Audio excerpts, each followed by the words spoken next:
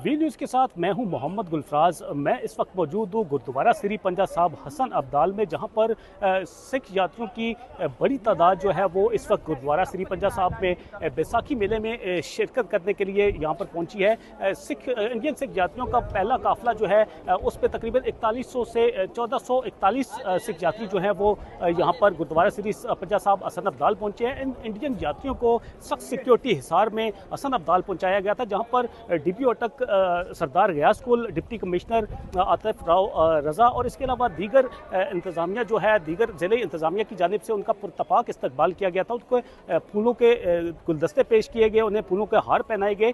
इसके अलावा इस सिख मज़हब के त्यौहार पर यहाँ पर इस गुरुद्वारा श्री पंजा साहब की इमारत को भी बरकी कुमकुमों से सजाया गया है। अगर बात करें सिक्योरिटी के हवाले से, तो सिक्योरिटी के यहाँ पर इस वक्त गैर मामूली इंतजाम जो हैं वो देखने में आए हैं।